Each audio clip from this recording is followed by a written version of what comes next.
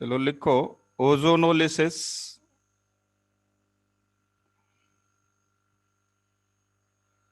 Ozonolysis of alkene.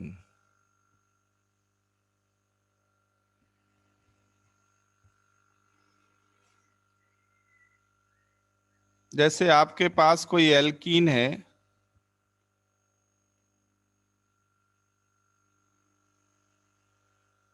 इस तरह की एल्कीन है, यहाँ ग्रुप R1 है, यहाँ R2 है, यहाँ R3 है, इस तरह की कोई एल्कीन आपके पास है। और इस एल्कीन में आप ऐड कर दो नंबर 1 O3, सॉल्वेंट CH2Cl2, और ये रिएक्शन -78 डिग्री सेल्सियस पे हो जाती है। और नेक्स्ट स्टेप में आप ऐड करो डाई मिथाइल सल्फाइड और Zn। डाई मिथाइल सल्फाइड और Zn में से किसी को ऐड करो इन प्रेजेंस ऑफ वाटर।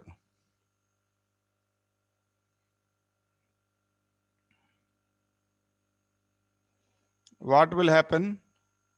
ये C double bond C completely टूट जाएगा।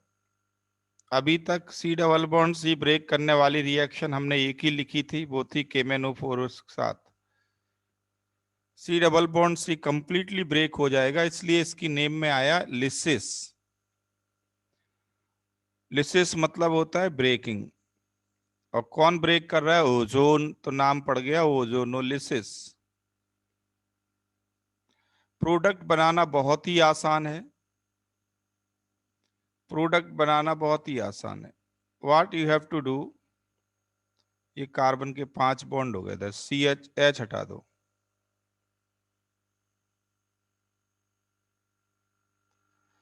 क्या करना है आपको? डबल बॉन्ड को कंप्लीटली ब्रेक कर देना है।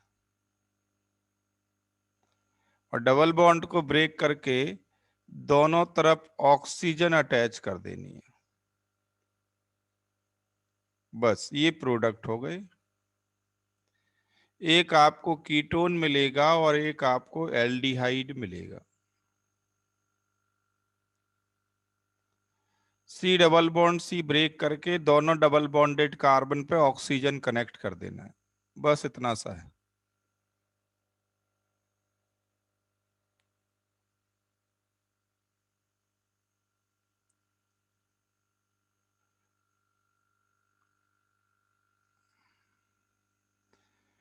इसमें एक और पॉसिबिलिटी है, एक और पॉसिबिलिटी है इसमें।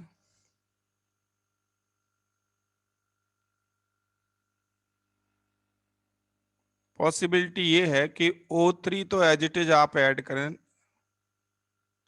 O3 दूसरा CH2Cl2 solvent, reaction can occur even -78 degree Celsius. But second step में H2O2 रिएक्ट करे। अगर H2O2 रिएक्ट करे देन व्हाट हैपेंस? तो कीटोन तो एज इट इज रहता है, कीटोन में कोई चेंज नहीं आता, कीटोन एज इट इज रहेगा। बट जो एल्डिहाइड बना था पहले, एल्डिहाइड नहीं बनता। एल्डिहाइड एसिड में ऑक्सीडाइज हो जाता है। एल्डिहाइड एसिड में ऑक्सीडाइज हो जाता है।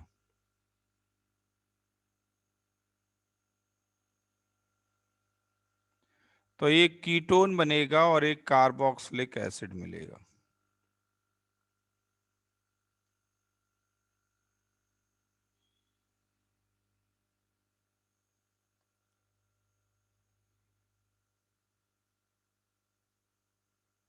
ये दो तरह के ओजोनोलिसिस होते हैं।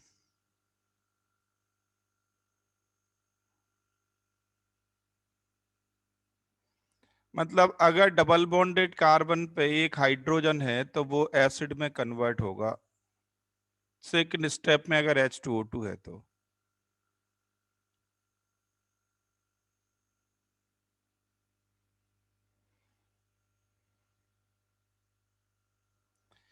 प्रोडक्ट बनाना बहुत ही आसान काम है।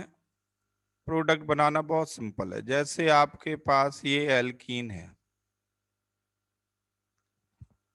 आपके पास ये एल्कीन है, इस एल्कीन में आप ऐड कर दो, इस एल्कीन में आप ऐड करो number 1 O3 CH2Cl2 solvent -78 degree Celsius temperature, then dimethyl sulphide, ऐसे भी लिख सकते हैं, मैंने Me लिखा था, H2O। डाई मिथाइल सल्फाइड की जगह आप Zn भी ले सकते हैं। आपको क्या करना है, डबल बॉन्ड तोड़ना है, सीधे डबल बॉन्ड तोड़ देना और कुछ नहीं करना। डबल बॉन्ड ब्रेक करके और उन दोनों डबल बॉन्डेड कार्बन से डबल बॉन्ड O कनेक्ट कर दो, बस इतना सा है। तो एक आपको मिलेगा एसीटोन या प्रोपेनोन और दूसरा मिलेगा इथेनल, 2 कार्बन का एल्डिहाइड।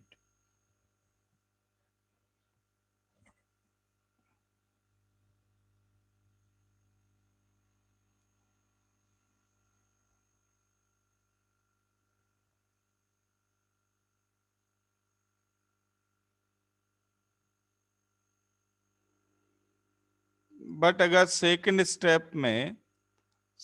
स्टेप में डाइमिथाइल सल्फाइड नहीं है, H2O2 है, तब क्या होगा?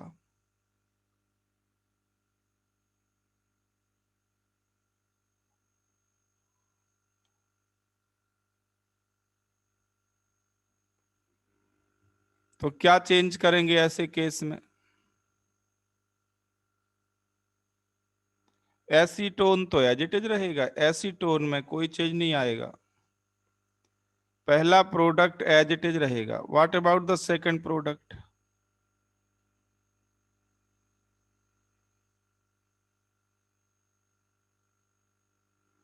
जो एल्डिहाइड है वो एसिड में कन्वर्ट हो जाएगा, इथेनल इथेनोइक एसिड में कन्वर्ट हो जाएगा।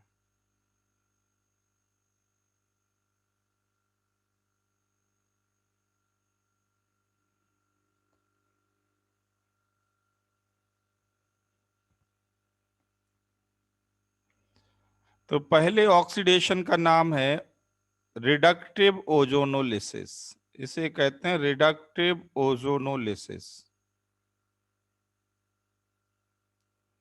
और जब H2O2 यूज करते हैं सेकंड स्टेप में, तो इसे कहते हैं ऑक्सीडेटिव ओजोनोलिसिस।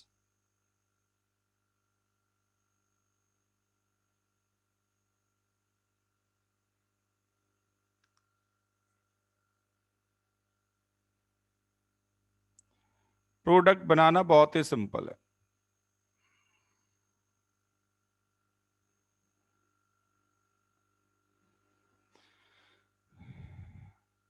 मान लीजिए आपके पास साइक्लोहेक्सीन है या कुछ भी है, पेंटीन है, मान लीजिए ये मॉलिक्यूल आपके पास है।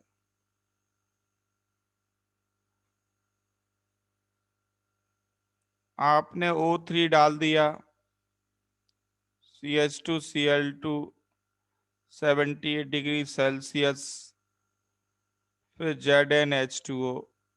What you have to do, आपको कुछ नहीं करना, C डबल बॉन्ड C तोड़ना, सीधा है, सिंपल।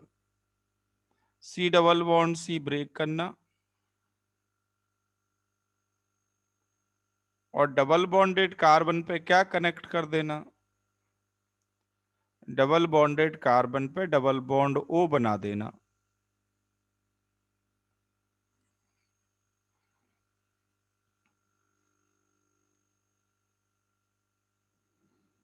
और अगर सेकंड स्टेप में H2O2 हो तो जो ये एसिड, जो एल्डिहाइड है, वो किस में कन्वर्ट हो जाएगा? एल्डिहाइड कन्वर्ट हो जाएगा एसिड में, बस इतना ही चेंज करना होता है। प्रोडक्ट बनाना बहुत ही आसान है।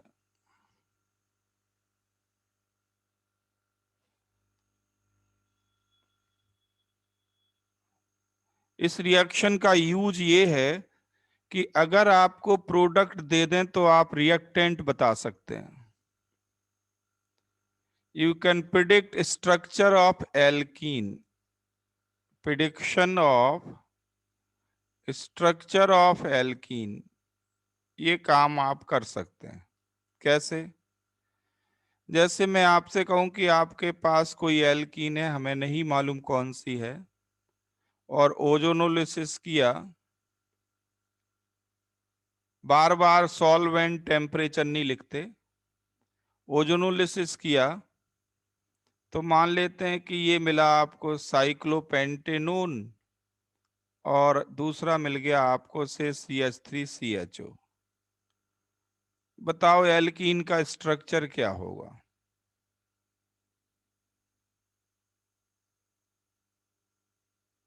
आसानी से बता सकते हैं आप।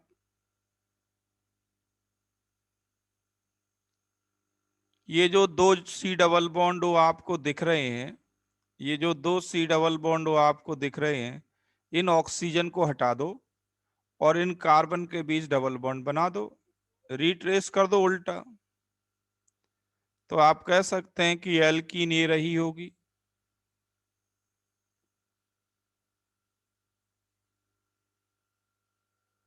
यस और नो?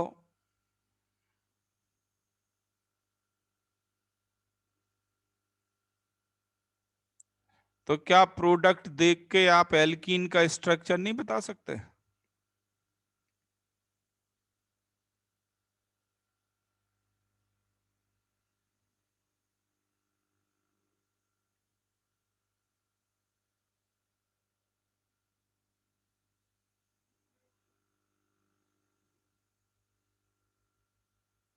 अच्छा, एक और क्वेश्चन लिखो। आपसे कहें कि आप एल्कीन का स्ट्रक्चर बताइए जिसके ओजोनोलिसिस से आपको मिलता है से दो एल्डिहाइड मिलते हैं।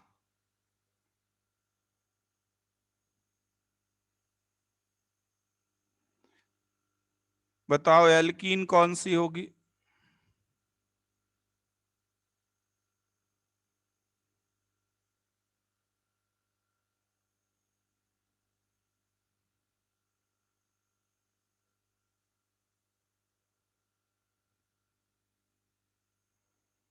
एल्कीन कौन सी होगी? बहुत आसान है। एल्कीन होगी propene.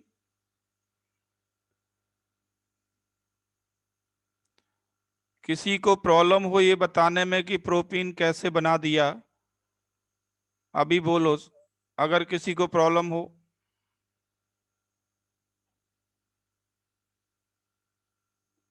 Is it clear to all of you?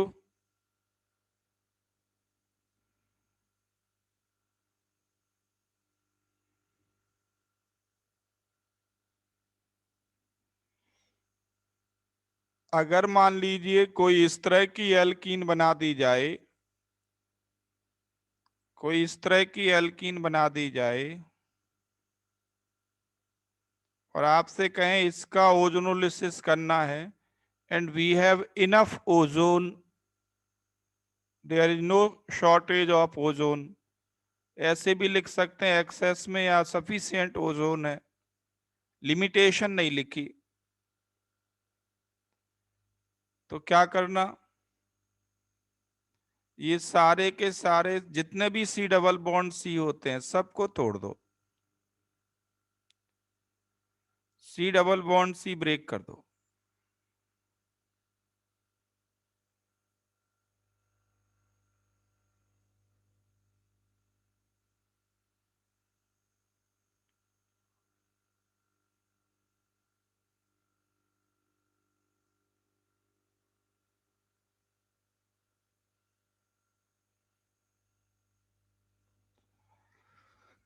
Product banana really आसान है, कुछ नहीं करना। सी डबल बॉन्ड सी तोड़ के डबल बॉन्ड ओ अटैच कर दो।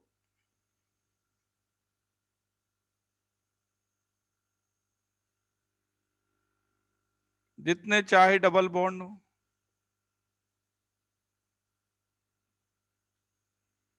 और ओजोन के बाद रिएक्शन हो H2O2 की, तब क्या बनेगा? जितने ये एल्डिहाइड बने उन सारे एल्डिहाइड को किस में कन्वर्ट कर दो? एसिड में। सारे एल्डिहाइड को एसिड में बदल दो।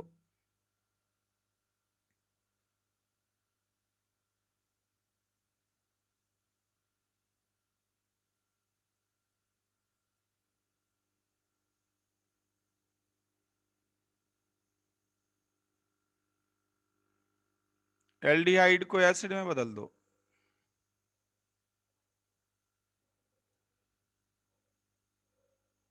कीटोन एज इट इज रहेगा।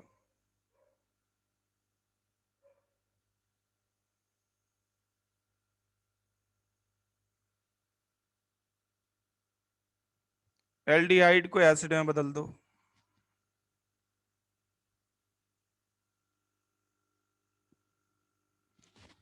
रिएक्शन लिखना समझ में आ गया?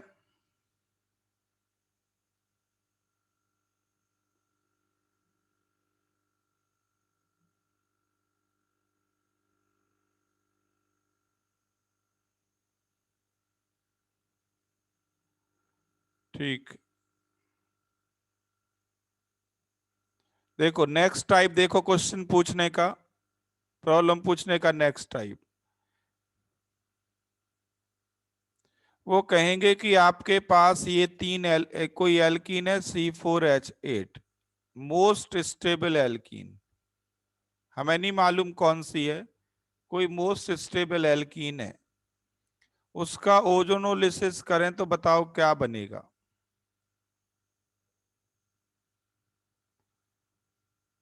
मोस्ट स्टेबल एल्कीन है, उसका ओजोनोलिसिस करें तो क्या बनेगा?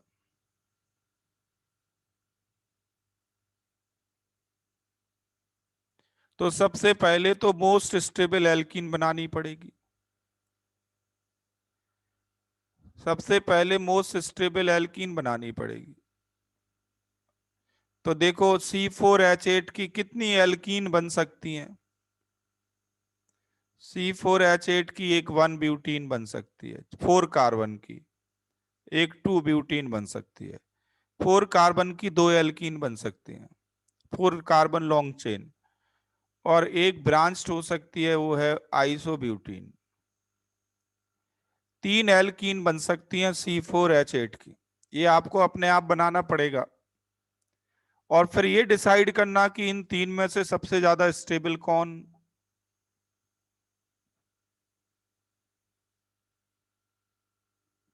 सबसे ज्यादा स्टेबल कौन?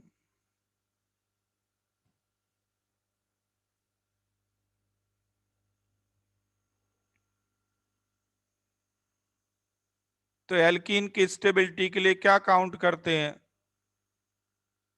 एल्कीन की स्टेबिलिटी के लिए अल्फा हाइड्रोजन काउंट करते हैं। इसमें अल्फा हाइड्रोजन है 2, इसमें अल्फा हाइड्रोजन है 6, इसमें भी अल्फा हाइड्रोजन 6 है। और जब अल्फा हाइड्रोजन बराबर आ जाए तो कौन ज्यादा स्टेबल होती है? जब अल्फा हाइड्रोजन बराबर आ जाए तो फिर क्या देखते हैं? ब्रांचेस। तो थर्ड एल्कीन मोस्ट स्टेबल है। थर्ड एल्कीन मोस्ट स्टेबल है, तो ये प्रॉब्लम थर्ड एल्कीन से लिखी जाएगी।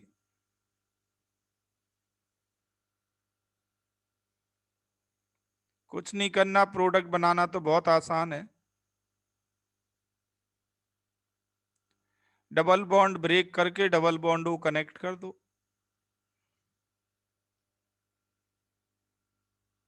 बस हो गया। तो होता क्या है, डायरेक्ट एल्कीन नहीं देते। डायरेक्ट एल्कीन नहीं देते, एल्कीन की कुछ प्रॉपर्टी दे देंगे, फिर आप एल्कीन सोचो, फिर प्रोडक्ट बनाओ।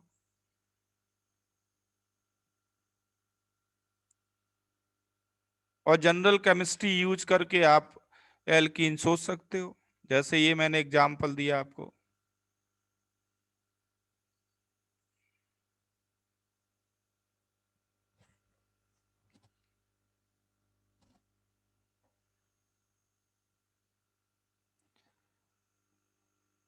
समझ में आ गया आरुषि बेटा?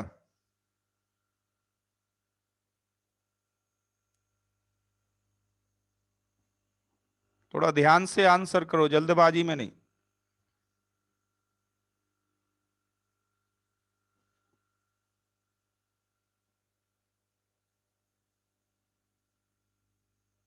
ओके, देखो थोड़ी मैकेनिज्म बता दूं मैं। इलेक्ट्रॉनिक मैकेनिज्म तो 12th में पढ़ाएंगे, इलेक्ट्रॉनिक मैकेनिज्म नहीं लिख रहा हूं अभी मैं, बेसिक बातें मैं लिख रहा हूं।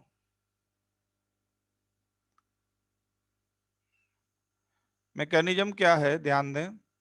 जैसे आपके पास ये एल्कीन है प्रोपीन,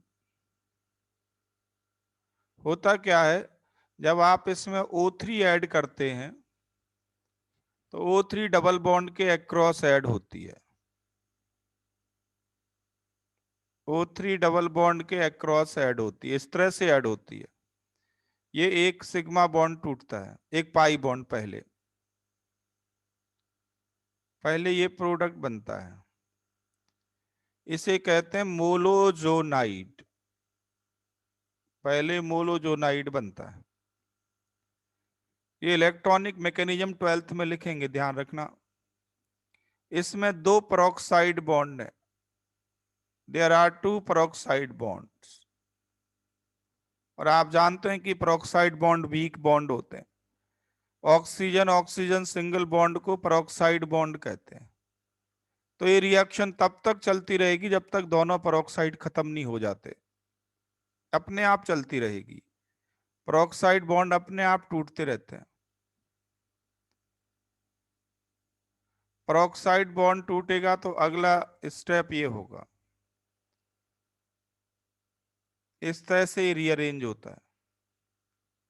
कैसे हुआ ये मैकेनिज्म भी 12th में लिखेंगे सारी, एक एक स्टेप की। अभी मैं जस्ट ये बता रहा हूं पेरोक्साइड बॉन्ड कैसे रीअरेंज होते हैं। तो पहले मोलोजोनाइड बना, फिर ओजोनाइड बना। ओजोनाइड में भी अभी एक पेरोक्साइड बॉन्ड है। ओजोनाइड में एक पेरोक्साइड बॉन्ड अभी भी है।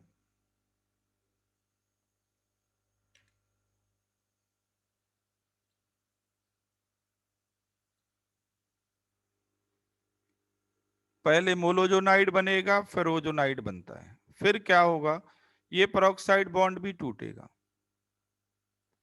इसमें H2O चाहिए, ये पेरोक्साइड बॉन्ड भी टूटेगा।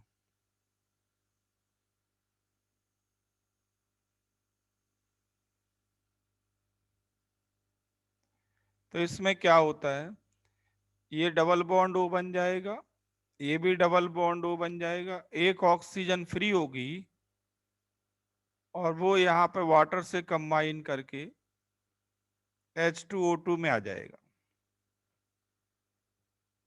दो एल्डिहाइड बनेंगे और H2O2 बनेगा।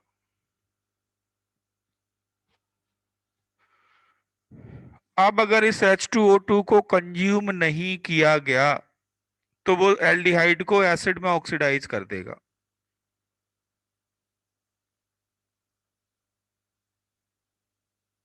ये सारा काम यहां तक O3 ने किया और किसी ने नहीं।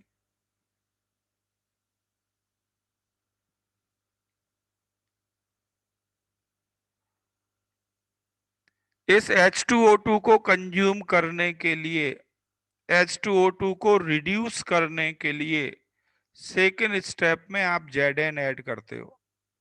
अक्सर पूछा जाता है कि Zn का क्या काम है, तो Zn का काम है H2O2 को रिड्यूस करना। या डाइमिथाइल सल्फाइड का क्या काम है,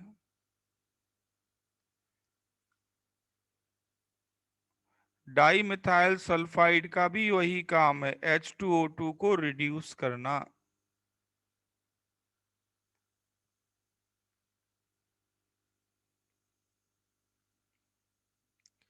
H2O2 को रिड्यूस करना जिससे रिएक्शन एल्डिहाइड पे रुक जाए।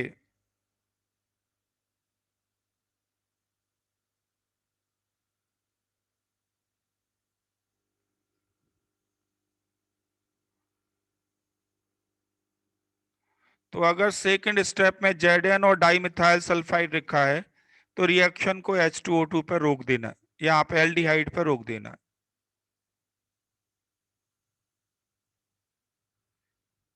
एल्डिहाइड पर रोक देना है। And if there is no reducing agent, no reducing agent मतलब ना तो Zn आए और ना डाइमिथाइल सल्फाइड आए, किसी को भी ऐड ना करो सेकंड स्टेप में, तो फिर सेकंड स्टेप में H2O2 रिएक्ट करेगा। H2O2 क्या करता है, एसिटल्डिहाइड को तो एसिड में ऑक्सीडाइज कर देगा, एसिड में ऑक्सीडाइज कर देगा। और ये मीथेनॉल है, एक कार्बन का एल्डिहाइड है, ये पहले फॉर्मिक एसिड में जाएगा और फाइनली CO2 पे जाके रुकता है। एक कार्बन का एल्डिहाइड है तो वो H2O2 से ऑक्सीडाइज होके सीधे CO2 पे जाता है, फिर CO2 पे रिएक्शन रुकती है एक कार्बन के एल्डिहाइड के। मतलब ये है कि अगर टर्मिनल एल्कीन है, टर्मिनल टर्मिनल एल्कीन है और अगर H2O2 को रिएक्ट करने दिया गया सेकंड स्टेप में आगे, तो जो टर्मिनल कार्बन है डबल बॉन्डेड वो CO2 में आता है।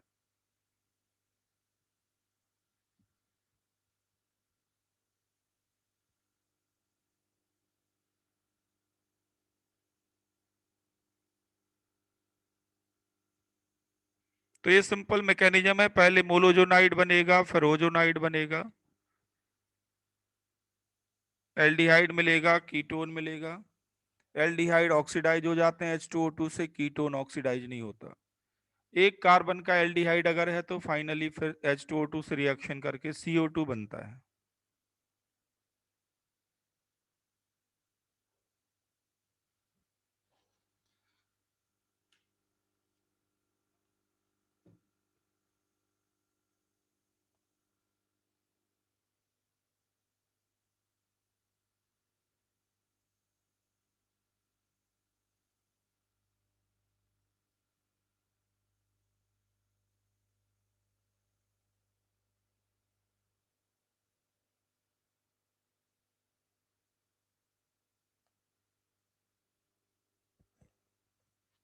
तो आप एल्कीन का स्ट्रक्चर प्रिडिक्ट कर सकते हैं, डबल बॉन्ड की लोकेशन बता सकते हैं एल्कीन में।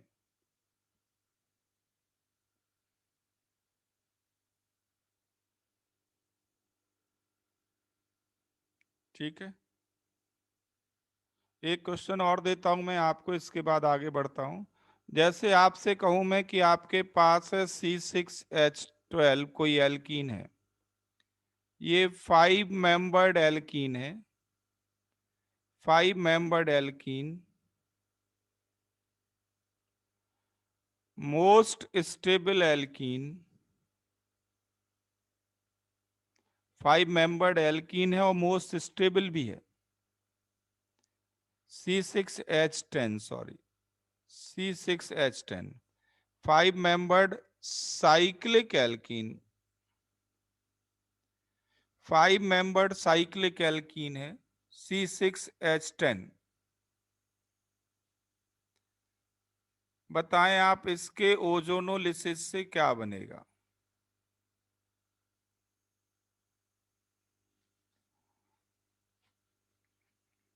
5 मेंबर्ड साइक्लिक एल्कीन है जो मोस्ट स्टेबल है।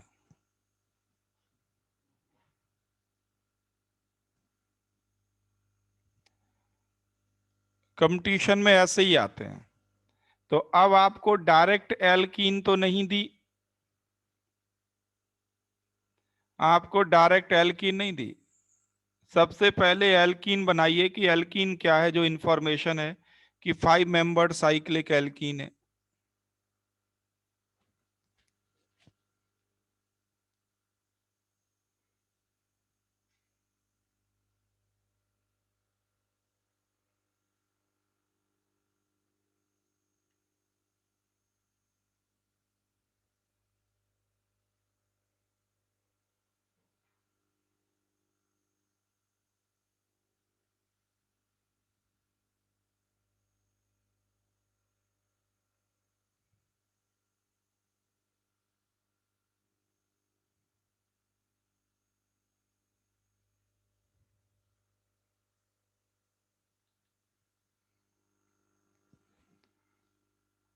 तो देखो सिंपल सा है, आप सबसे पहले ये सोचेंगे कि टोटल कार्बन तो 6 हैं, एल्कीन 5 मेंबर्ड है, तो एक कार्बन ब्रांच में होगा, एक कार्बन ब्रांच में होगा, ये कार्बन स्केलेटन है। अब आपको डबल बॉन्ड की लोकेशन सोचनी है। डबल बॉन्ड कहां पे लें कि मोस्ट स्टेबल एल्कीन बन जाए।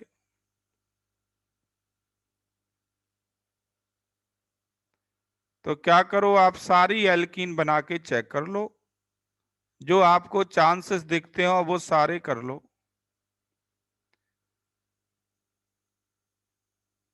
डबल बॉन्ड यहां बन सकता है, डबल बॉन्ड यहां बन सकता है, डबल बॉन्ड यहां भी बन सकता है। जितनी भी पॉसिबिलिटी आपको नजर आते हैं डबल बॉन्ड बनाने की, वो सब बना लो। ये 4 एल्कीन बना सकते हो आप। आपको ये बताना है कि इन चार में सबसे ज्यादा स्टेबल कौन, मोस्ट स्टेबल एल्कीन कौन।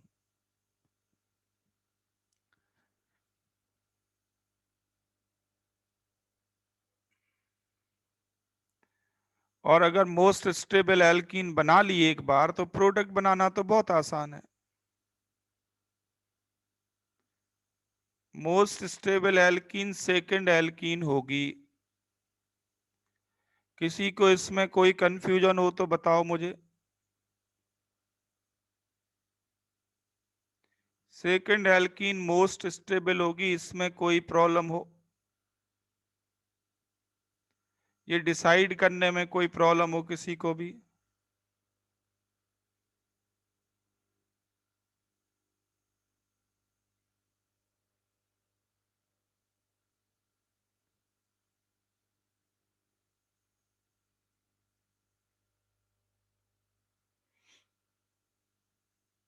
चलो आ गया समझ में सबको।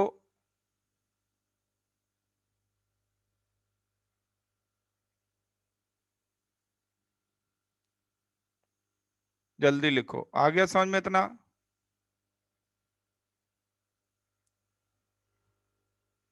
तो ये तो है ओजोनोलिसिस रिएक्शन, ओजोनोलिसिस।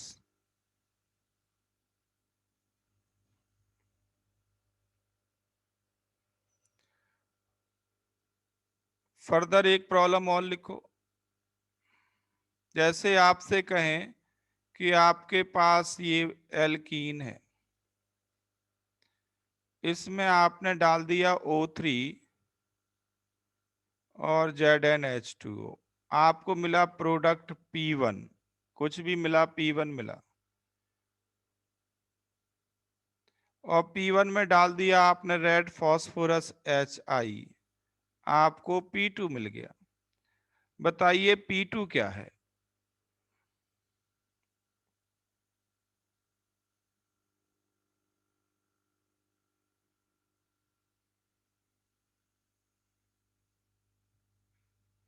तो P1 बनाना तो बहुत ही आसान है, बिल्कुल ताजी रिएक्शन है, बिल्कुल फ्रेश रिएक्शन है, अभी अभी आप इसी को ही लिख रहे हैं। P1 बनाना तो बहुत आसान है। हालांकि अगले हफ्ते यही मुश्किल हो जाएगा, नो डाउट। P1 तो ये बन जाएगा। P2 क्या होगा, ये थोड़ी पुरानी हो गई, 2-3 क्लास।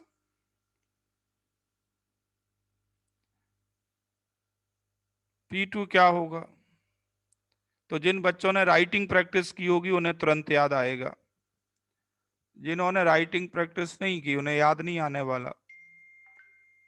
रेड फॉस्फोरस और HI ऐड करें तो C डबल बॉन्ड और CH2 में कन्वर्ट हो जाता है। एल्केन बनाने का मेथड है ये, नॉर्मल हेक्सेन बन जाएगा।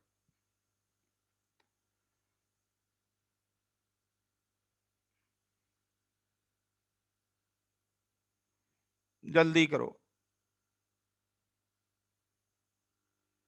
समझ में आ गया सबको।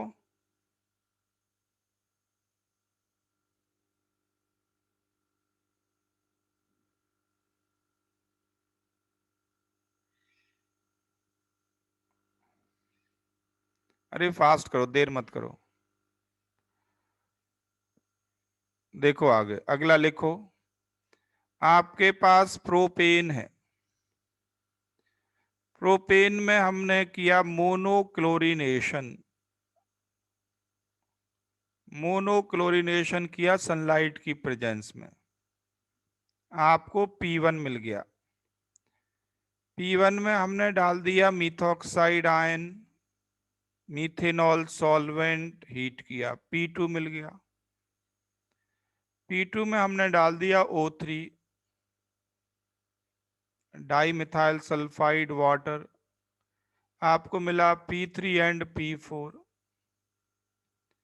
बताओ P3 एंड P4 क्या है?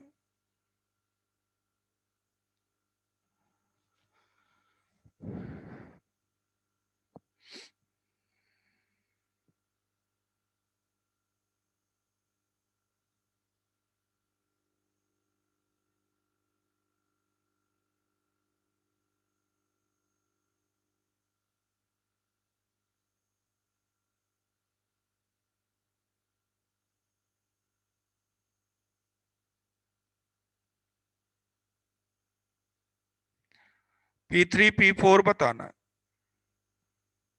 क्वेश्चन ऐसे ही आते हैं कंपटीशन में, डायरेक्ट नहीं आते।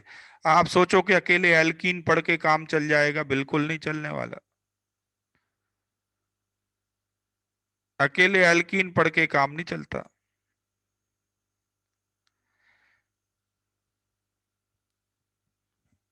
तो P1 क्या होगा? P1 होगा 2 क्लोरोप्रोपेन या 1 क्लोरोप्रोपेन, किसी को भी बना लो, आंसर में फर्क नहीं पड़ता। P2 एक ही बनना है, चाहे 2 क्लोरोप्रोपेन से चलो चाहे 1 क्लोरो से चलो, ये प्रोपीन ही बनना है।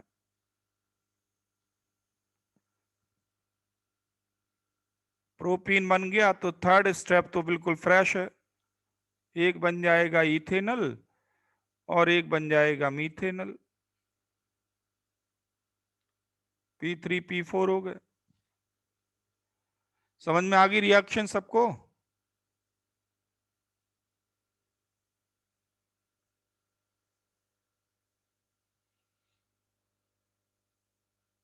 ये सारे स्टेप ऑलरेडी लिखे हुए हैं, आप पढ़ोगे एल्केन को तो ध्यान आ जाएगा सारा।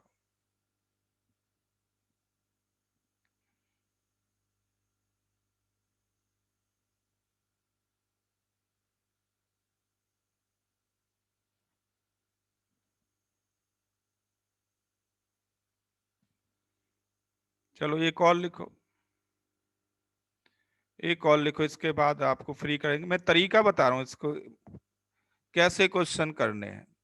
मान लीजिए आपके पास 1 ब्यूटीन है, इसमें आपने HCl डाल दिया, फिर इसको हीट किया एल्कोहलिक KOH के साथ,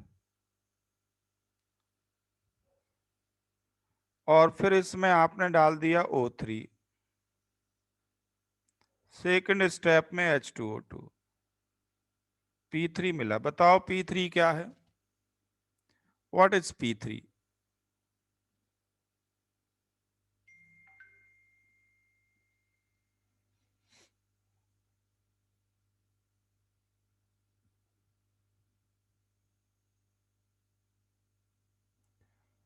ऑप्शंस दे देता हूं मैं।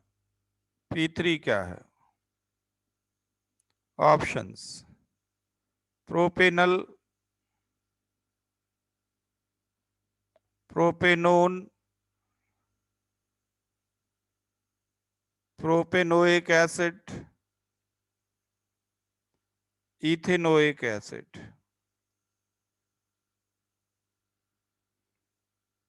P3 क्या है?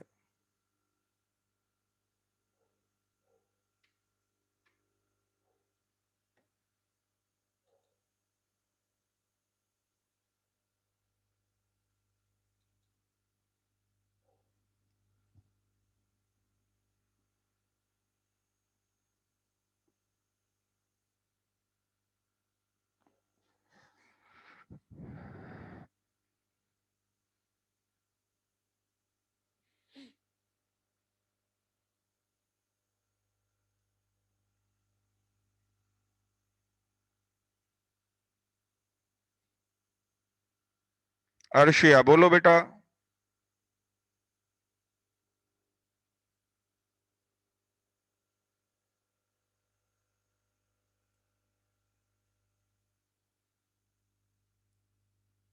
नमिता,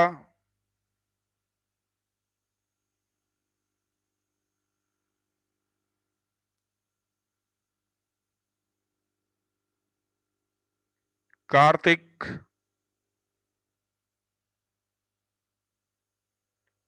विशाल,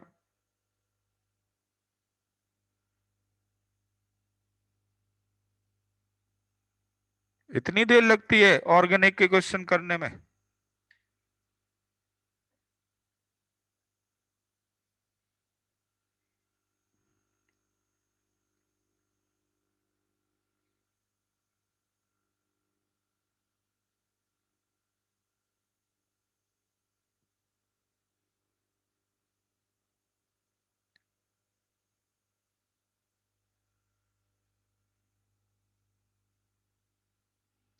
करेक्ट आंसर है डी। मुस्कान ने ठीक आंसर किया, कुणाल ने ठीक कर दिया, निष्ठा ने भी गलत बता दिया। देखो, अब पिछला याद नहीं है तो होने वाला नहीं है, ध्यान रखना। P1 क्या बनेगा? P1 बनेगा 2 क्लोरोप्रोपेन। आपको मालूम है कि मेजर प्रोडक्ट कहाँ बनना है? 2 क्लोरोप्रोपेन बनेगा। और P2 क्या बन जाएगा? 2 ब्यूटीन। और P2 2 ब्यूटीन है तो P3 क्या बनेगा? आपको मालूम है कि पहले 2 कार्बन का एल्डिहाइड बनेगा और फिर एसिड में कन्वर्ट हो जाएगा, तो ये बनेगा इथेनोइक एसिड। ये P2 है, यहां से बॉन्ड टूटेगा।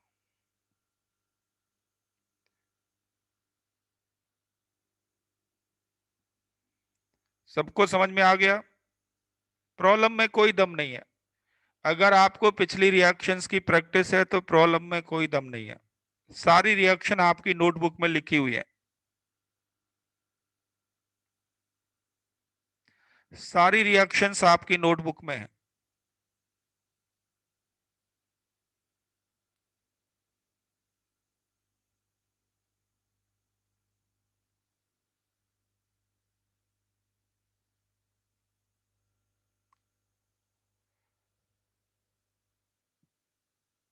निष्ठा समझ में आया कि नहीं बेटा?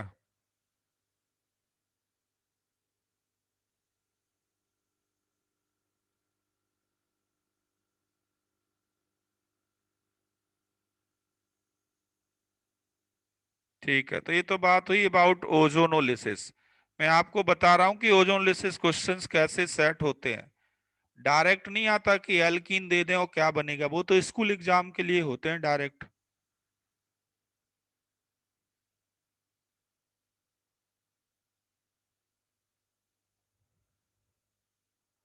चलो ठीक है, नेक्स्ट लिखो। Polymerisation of alkene. पॉलीमराइजेशन।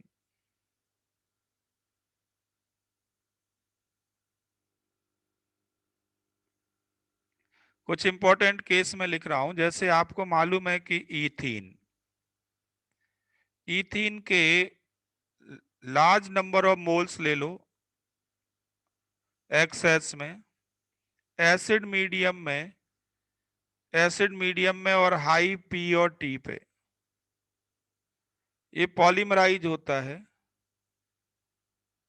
और पॉलीमर को ऐसे लिखना है, बॉन्ड को ब्रैकेट से कट करना, बॉन्ड को होल एन, इसका नाम है पॉलीइथाइलीन। हम इसको पॉलीथीन भी कह देते हैं। एल्कीन के जितने भी पॉलीमर बनेंगे वो सब नॉन बायोडिग्रेडेबल होते हैं।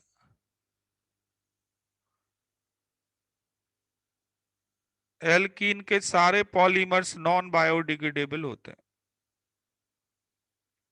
तो इथीन का पॉलीमर है पॉलीइथाइलीन। प्रोपीन का पॉलीमर क्या होगा अंडर सेम कंडीशंस?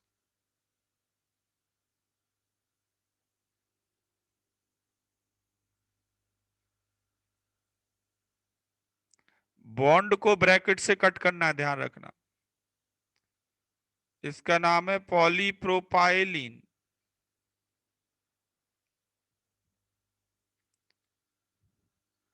C6H5 ले लें अगर इसकी जगह,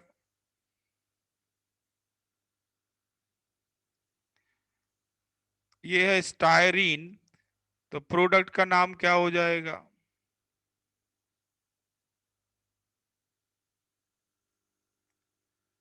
प्रोडक्ट का नाम हो जाएगा पॉलीस्टायरीन।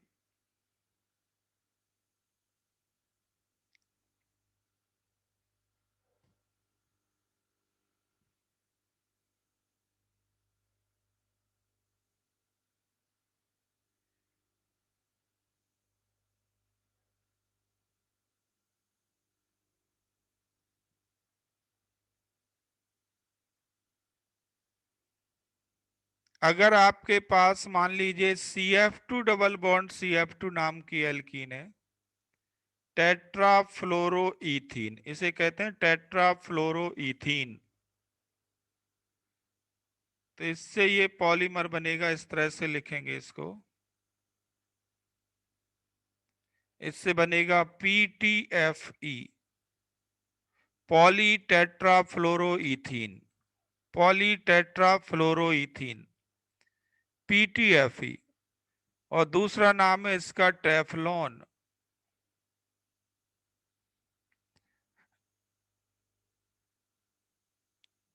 ये हाइड्रोफोबिक होता है।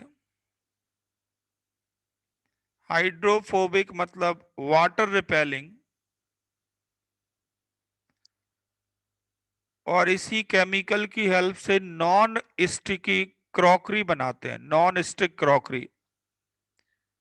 एंटी रस्ट के फॉर्म में इसकी लेयरिंग करते हैं व्हीकल्स के ऊपर। 4 व्हीलर आप खरीदिए, उसके चेसिस पे टेफ्लॉन की कोटिंग होती है पूरी बाउंड्री पे, पूरे सरफेस पे, जिससे उस पर रस्ट नहीं लगती। टेफ्लॉन कोटेड होता है। आप मार्केट से नॉन स्टिकी बर्तन खरीदिए, उस पे भी टेफ्लॉन की कोटिंग होती है। इससे खाना उस पे चिपकता नहीं है, साफ करना आसान होता है। साफ करना तो आसान होता है, पर ऐसे लोग जल्दी मर जाते हैं जो नॉन स्टिकी बर्तन में खाना खाते हैं। क्यों जल्दी डेथ होती है उनकी? क्योंकि ये टेफ्लॉन कार्सिनोजेनिक होता है, कैंसर कॉजिंग, कैंसर कॉजिंग। तो टेफ्लॉन कोटेड नॉन स्टिकी बर्तन लगभग सारे यूरोपियन और अमेरिकन कंट्रीज में बैन है, बट हमारे यहाँ इंडिया में सब कुछ बिकता है। सब कुछ बिकता है, जो दुनिया में बैन है वो यहाँ बिकता है। बट यहाँ पे गवर्नमेंट ने परमिशन दी है, गवर्नमेंट ने ऑथोराइज किया है कि भाई जब भी आप नॉन स्टिकी बर्तन बेचें, उसके साथ आप वुडन स्पून बेचें। इसके साथ स्पून आता है, कभी भी नोट करना, आप टेफ्लॉन कोटेड आप कोई भी बर्तन खरीदें, नॉन स्टिक बर्तन खरीदें, उसके साथ एक स्पून देना उनके लिए स्टैट्यूटरी वार्निंग है, कंपल्सन है, नहीं तो जेल हो जाएगी। वुडन स्पून देते हैं केवल नॉन स्टिकी बर्तन के साथ। क्यों देते हैं वुडन स्टिक? क्यों देते हैं? क्योंकि गवर्नमेंट ने कंपल्शन लगा रखी है। वो इसलिए क्योंकि आप उसका यूज करेंगे ना तो बर्तन पे स्क्रैच नहीं लगेगा, और स्क्रैच नहीं लगेगा तो टेफ्लॉन आपके खाने में नहीं मिलेगा, और खाने में नहीं मिलेगा तो आप कैंसर से बच जाएंगे।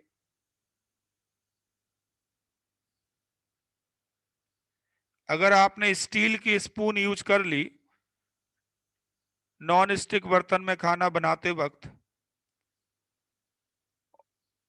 स्टील की या आयरन की, तो उस पे स्क्रैच लगना गारंटीड है, और स्क्रैच लगेगा तो टेफ्लॉन आपके खाने में मिक्स हो जाएगा, और आप इसको खाएंगे तो कैंसरस हो जाएंगे। धीरे धीरे करके बॉडी में अमाउंट बढ़ेगी, कैंसर हो जाएगा। इसलिए नॉन स्टिकी बर्तन, टेफ्लॉन कोटेड बर्तन पूरी दुनिया में बैन है, accept in south east Asian countries, India, Pakistan, Bangladesh and so on. गरीब देशों में ये अभी भी चल रहा है। हम दुनिया के लिए गरीब देश हैं।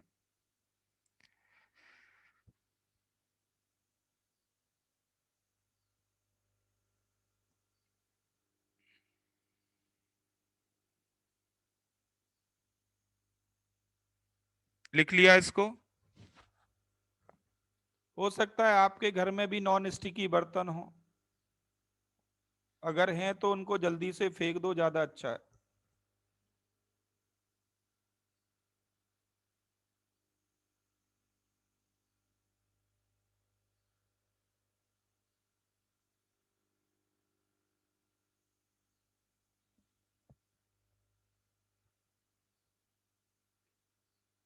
चलो ठीक है, तो ये तो बात हुई अबाउट एल्कीन।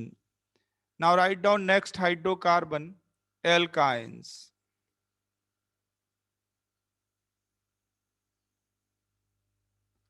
एल्काइंस, एल्काइंस की प्रिपरेशन लिखो।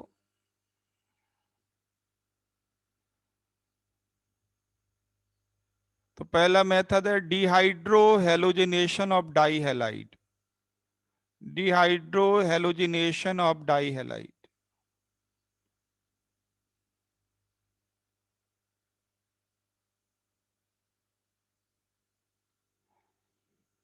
ये वैसा ही है जैसे एल्कीन की प्रिपरेशन करते हैं, बस 2 बार करना पड़ता है।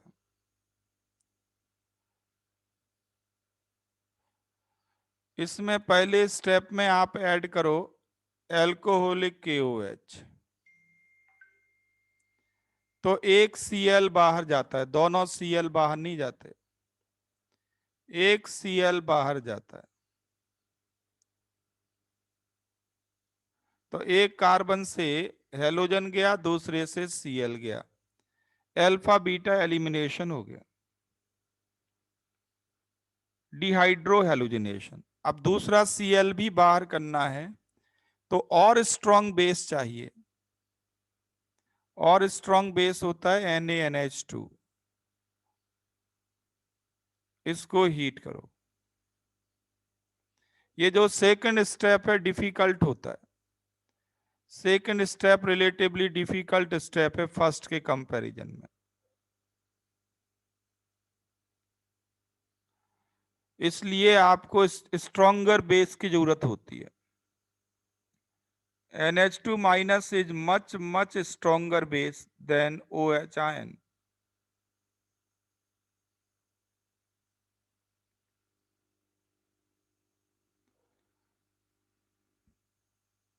तो सेकंड स्टेप में Cl को निकालना डिफिकल्ट होता है। क्यों डिफिकल्ट होता है सेकंड Cl को निकालना? क्योंकि सेकंड CCl बॉन्ड में डबल बॉन्ड करेक्टर होता है। क्लोरीन का लॉन पेयर डबल बॉन्ड के साथ डीलोकलाइज होगा, तो सेकंड CCl बॉन्ड में डबल बॉन्ड करेक्टर होता है। इस डबल बॉन्ड करेक्टर की वजह से इसका रिमूवल डिफिकल्ट होता है।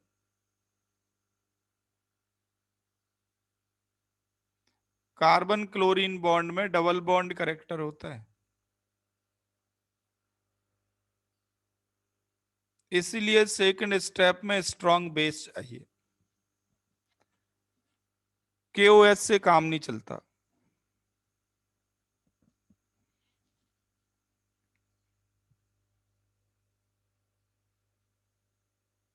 तो ये है dehydrohalogenation of die halide.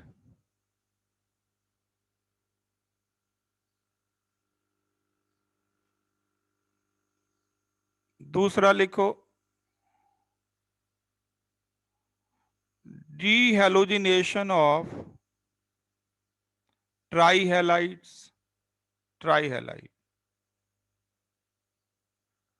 ट्राईहैलाइड का डीहेलोजिनेशन करें, जैसे क्लोरोफॉर्म। क्लोरोफॉर्म के 2 मोल लेने पड़ेंगे और इसको सिल्वर पाउडर के साथ हीट करो, सिल्वर पाउडर के साथ। इसके 6 मोल कंज्यूम होते हैं, इथाइन मिल जाएगा और 6 AgCl मिलेगा। सिल्वर और Zn हेलोजन रिमूव करने के लिए यूज होते हैं, सिल्वर एंड हेलोजन। इनकी इलेक्ट्रॉनिक मैकेनिज्म नहीं लिखना, इनकी इंपॉर्टेंस नहीं है।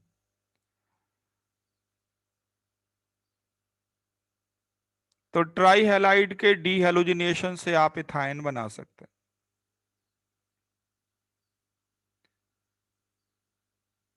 ब्यूटाइन भी बना सकते हैं अगर ट्राई हैलाइड इस तरह का है।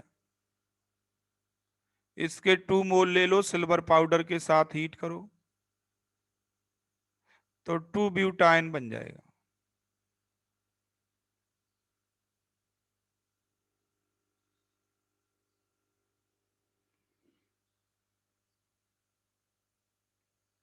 तो ट्राई हैलाइड का डी हेलोजिनेशन कर सकते हैं।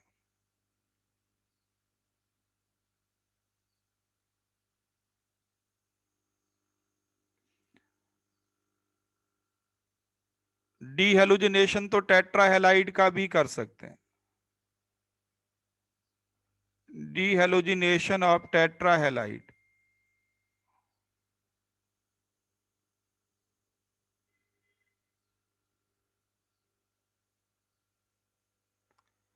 अगर आपके पास टेट्रा हैलाइड है, जैसे ये मान लो मैंने ब्रोमाइड ले लिया, चारों हैलोजन बाहर करनी है हमें, तो जिंक डस्ट के साथ इसको आप हीट कर लो। जेडन और सिल्वर दो एलिमेंट हैं जो जो हैलोजन को रिमूव करने का काम करेंगे ऑर्गेनिक कंपाउंड से।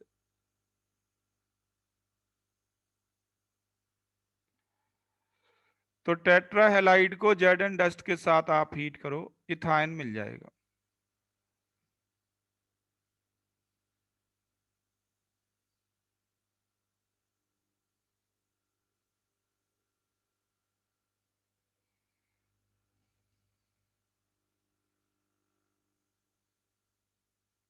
फोर्थ मेथड वो है hydrolysis of carbide. Hydrolysis of carbides.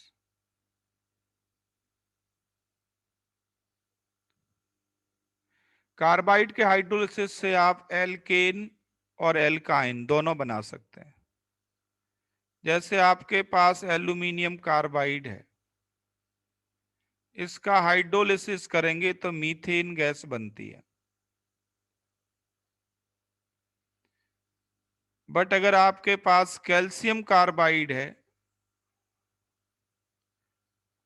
Methane के साथ एल्यूमिनियम हाइड्रोक्साइड बनता है, चाहे तो लिख लें। कैल्शियम कार्बाइड का हाइड्रोलिसिस करेंगे तो इथाइन बनता है।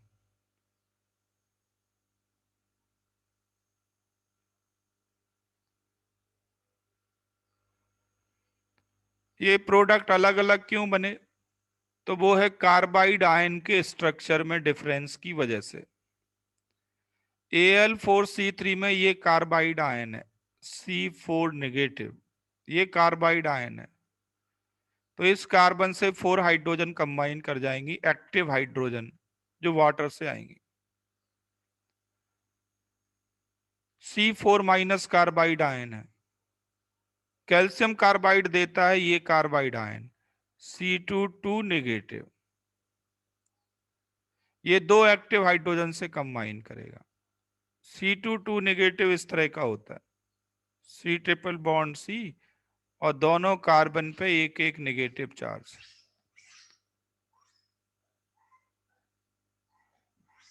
दोनों कार्बन पे एक एक नेगेटिव चार्ज। तो ये दोनों कार्बन एक एक एक्टिव हाइड्रोजन से कंबाइन करेंगे और इथाइन बन जाएगा।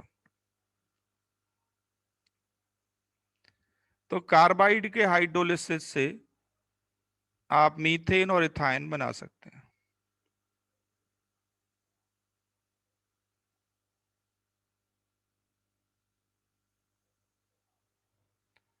नेक्स्ट मेथड ऑलरेडी आप लिख ही चुके हैं, कॉल्प्स इलेक्ट्रोलिसिस। कॉल्प्स इलेक्ट्रोलिसिस से एल्केन, एल्कीन, एल्काइन तीनों बना सकते हैं।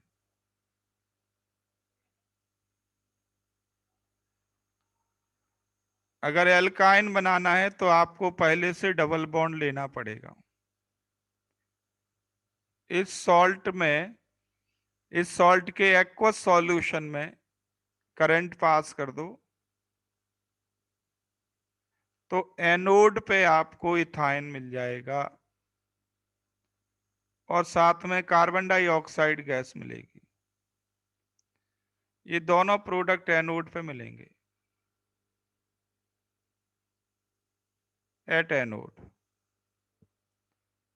कैथोड पे मिलेगा आपको KOH एंड हाइड्रोजन गैस।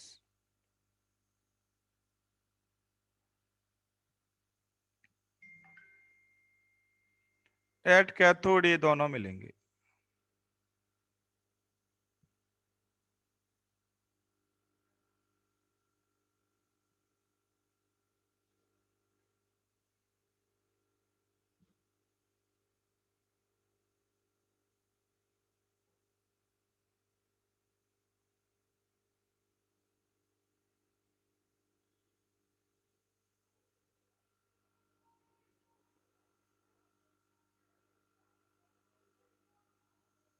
जल्दी करो।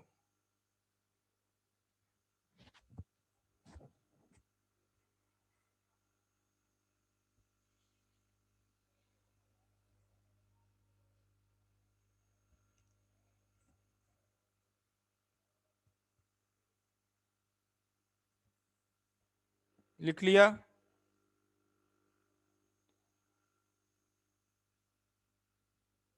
Now write down properties of alkene. Property, alkyne, sorry. Properties. पहले तो इसके स्ट्रक्चर के बारे में बता दूं। ये दो कार्बन के बीच जो ट्रिपल बॉन्ड है, इसमें कार्बन sp हाइब्रिडाइज है, नंबर 1। नंबर 2, ये जो दो डबल पाई बॉन्ड होते हैं ना, वो सेम प्लेन में नहीं होते। दो पाई बॉन्ड परपेंडिकुलर प्लेन में होते हैं। बॉन्डिंग चैप्टर को याद करो, आपको ध्यान आ जाएगा सारा। Pi bonds are in perpendicular plane.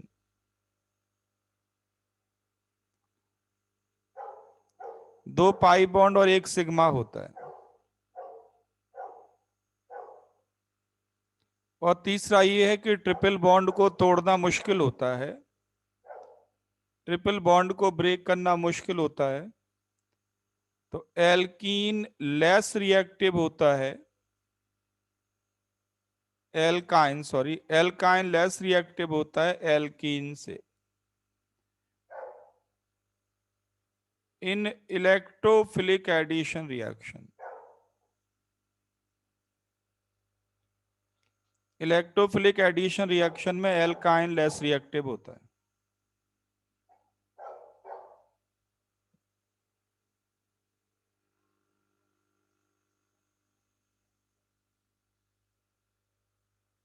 Hydrogenation reaction में उल्टा होता है। हाइड्रोजिनेशन में एल्काइन ज्यादा रिएक्टिव होता है।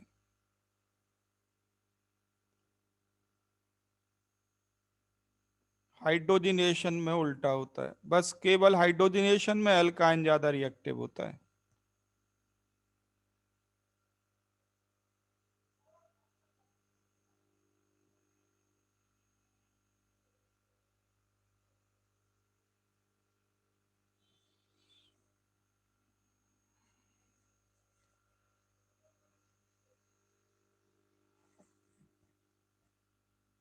ठीक है, अब इसका रीजन पूछा जाता है कि इलेक्ट्रोफिलिक एडिशन रिएक्शन में एल्कीन ज्यादा रिएक्टिव क्यों, एल्काइन लेस रिएक्टिव क्यों।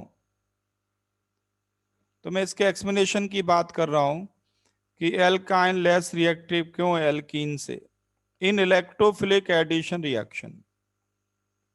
इसका मैं आपको रीजन बता रहा हूं, ये आपके एनसीईआरटी में भी है। तो आप लिखें कि जब हम सी ट्रिपल बॉन्ड सी तोड़ेंगे इलेक्ट्रोफाइल की प्रेजेंस में, या C double bond C break करेंगे इलेक्ट्रोफाइल की प्रेजेंस में, तो हमें कार्बोकैटायन मिलता है। पाई बॉन्ड टूटता है इलेक्ट्रोफाइल की प्रेजेंस में, कार्बोकैटायन बनता है। आपको ये बताना है कि कौन सा कार्बोकैटायन मोर स्टेबल है, वही इक्विलिब्रियम फॉरवर्ड होगा।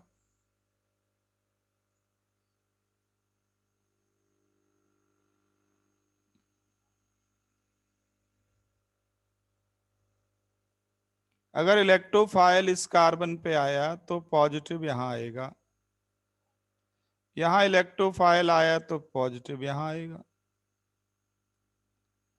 इन दो में से कौन सा मोर स्टेबल कार्बोकैटायन है ये बताना है आपको।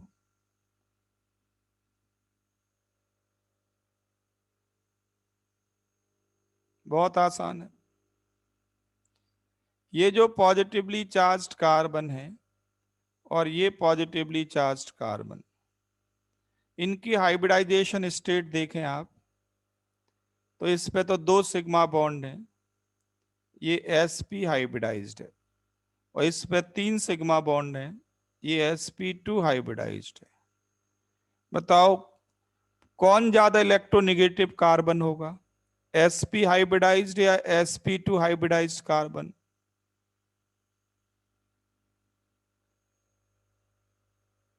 sp हाइब्रिडाइज्ड कार्बन ज्यादा इलेक्ट्रोनेगेटिव होता है sp2 हाइब्रिडाइज्ड कार्बन से।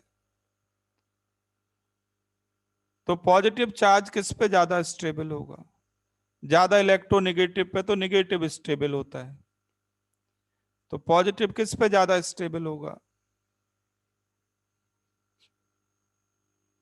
पॉजिटिव ज्यादा स्टेबल होगा sp2 हाइब्रिडाइज्ड पे, ये मोर स्टेबल होगा।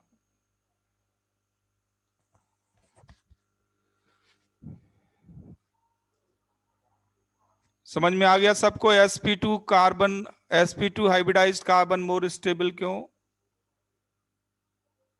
इस पे पॉजिटिव चार्ज मोर स्टेबल क्यों?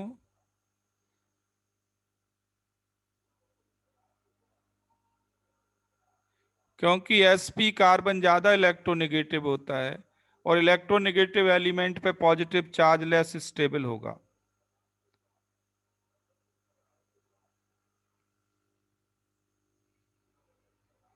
यहाँ ऑक्टेट तो इनकम्प्लीट है दोनों के, इस कार्बन के पास 6 इलेक्ट्रॉन है, इस कार्बन के पास भी 6 इलेक्ट्रॉन है। ऑक्टेट के बारे में नहीं सोचना, दोनों के इनकम्प्लीट ऑक्टेट है। और ये नहीं सोचना कि ये कंट्रीब्यूटिंग स्ट्रक्चर है। बहुत सारे बच्चे खिचड़ी पका रहे होंगे, वो सोच रहे होंगे कि ये दोनों कंट्रीब्यूटिंग स्ट्रक्चर हैं, ऐसा नहीं है। ये डिफरेंट कार्बोकैटायन है, इसका फॉर्मूला कुछ और है, इसका कुछ और है। सेपरेट कार्बोकैटायंस है, they are not contributing structure of one resonance hybrid. तो कंट्रीब्यूटिंग स्ट्रक्चर से कंफ्यूजन नहीं करना।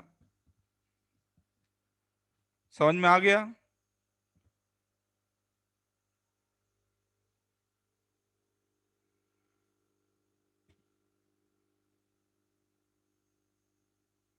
तो एल्कीन मोर रिएक्टिव है एल्काइन से इलेक्ट्रोफिलिक एडिशन रिएक्शन में। अब इनके प्रोडक्ट लिखना बहुत ही आसान होता है, एल्काइन लिखना बहुत इजी होता है। आप बस अमाउंट बढ़ाते जाओ, डबल डबल करते जाओ। ये हो गई हाइड्रोजनेशन रिएक्शन। हाइड्रोजनेशन आप सॉरी प्लेटिनम, पैलेडियम, निकल किसी की भी प्रेजेंस में ऐड कर दो, सीधे रिएक्शन एल्केन पर रुकेगी।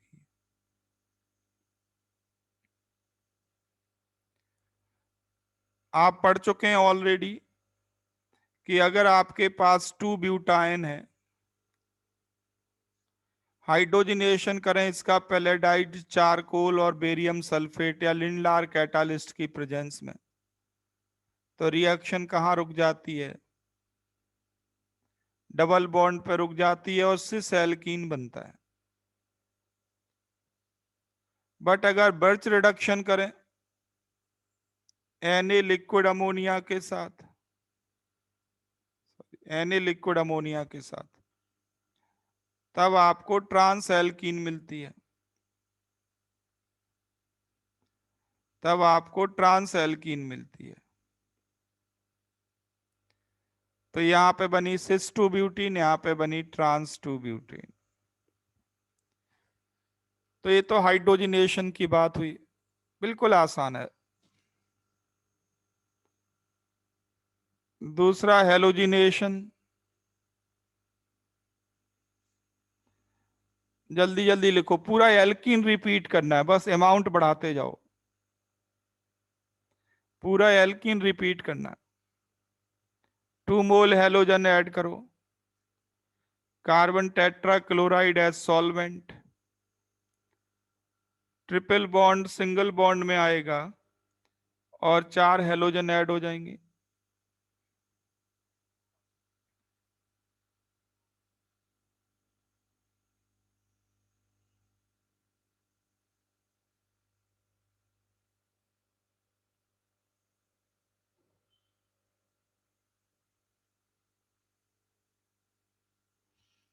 लेकिन अगर सॉल्वेंट वाटर हो तो, सॉल्वेंट वाटर हो तो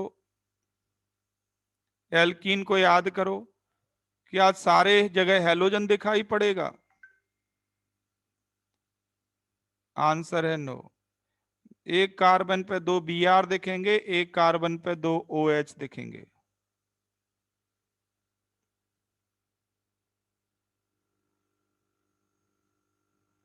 और ये जो 2 OH एक कार्बन पे आए, ये अपने आप डिहाइड्रेट होता है। एक कार्बन पे 2 OH अनस्टेबल होते हैं।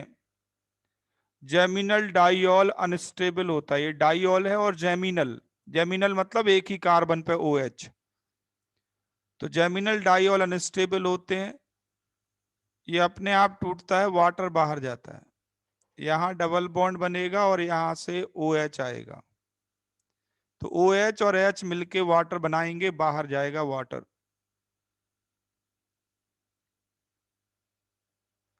फाइनली आपको ये मिलेगा।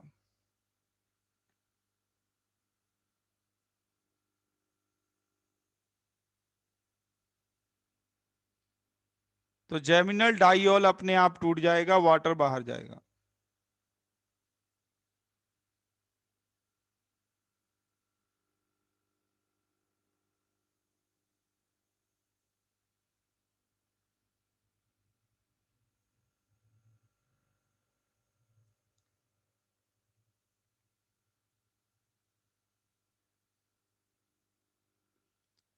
नेक्स्ट लिखो, हाइड्रोहेलोजिनेशन। हाइड्रोहेलोजिनेशन, तो आपके पास इथाइन है, इथाइन, इथाइन में आप ऐड कर दो 2 मोल HCl, 2 मोल HBr, 2 मोल, डबल अमाउंट ऐड होती है।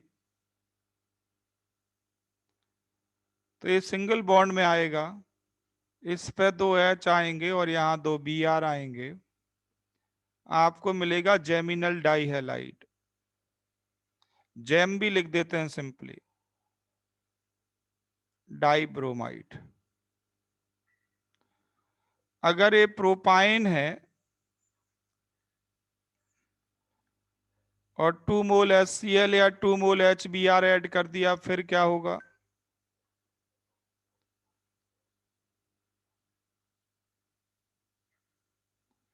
अगर प्रोपाइन है तो मेजर प्रोडक्ट के लिए जहां कार्बोकैटायन ज्यादा स्टेबल होगा वहां दोनों Cl दिखेंगे।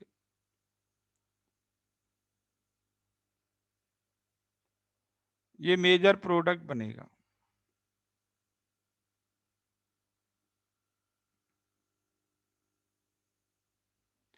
मैकेनिज्म वही एल्कीन वाली है, पहले पाई बॉन्ड तोड़ो, कार्बोकैटायन बनाओ, फिर Cl की रिएक्शन कराओ।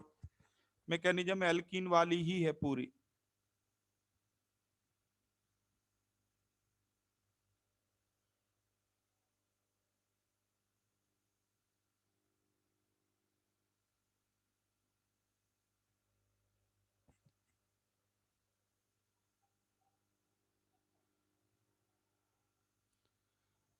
नेक्स्ट लिखो, हाइड्रेशन ऑफ एल्काइन। ये सबसे इंपॉर्टेंट रिएक्शन है कंपटीशन पॉइंट ऑफ व्यू से, सबसे ज्यादा आती है, इसके बाद फ्री करता हूं मैं।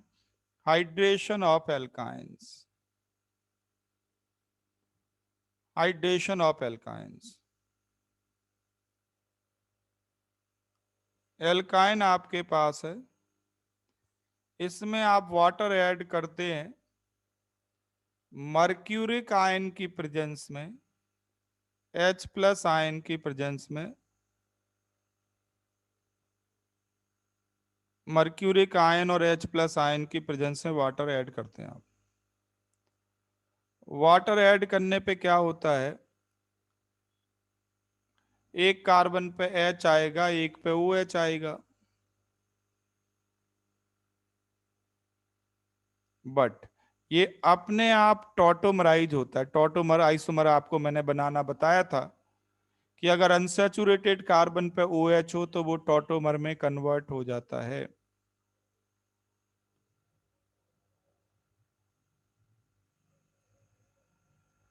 कैसे कन्वर्ट होता है, तो ऑक्सीजन से हाइड्रोजन माइग्रेट करा दो एटम नंबर 3 पे। एटम नंबर 3 पे हाइड्रोजन जाएगा, ये खुद डबल बॉन्ड O में बदल जाएगा, मतलब इथेनॉल मिल जाएगा।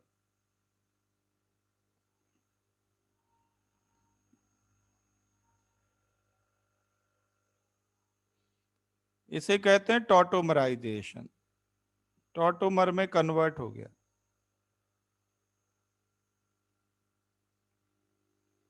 आइसोमेरिज्म में टॉटोमेरिज्म आपको मैंने पढ़ाया है, उसको देखना।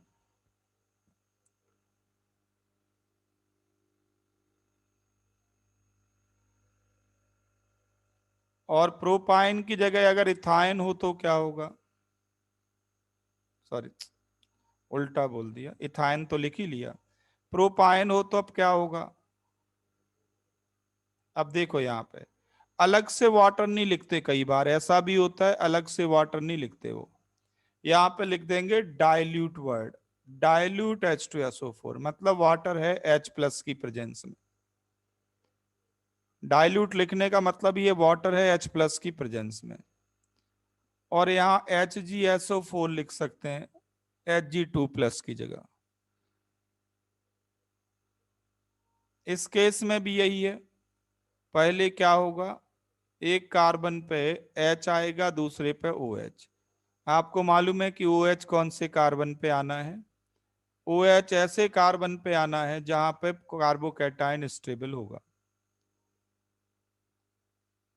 और इसको टॉटोमराइज कर लो बस।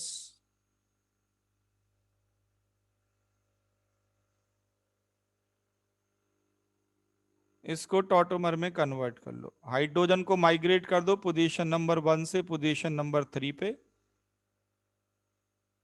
ये 1, ये 2, ये 3। तो हाइड्रोजन को पोजीशन नंबर 1 से पोजीशन 3 पे माइग्रेट कर दो, डबल बॉन्ड 1 और 2 के बीच में आएगा, ये टॉटोमराइजेशन हो गया। आपको मिलेगा प्रोपेनोन। ये रिएक्शन कंपटीशन में बार बार आती है, आती रहती है, वन ऑफ द बेस्ट और फ्रीक्वेंटली आस्क्ड प्रॉब्लम है ये।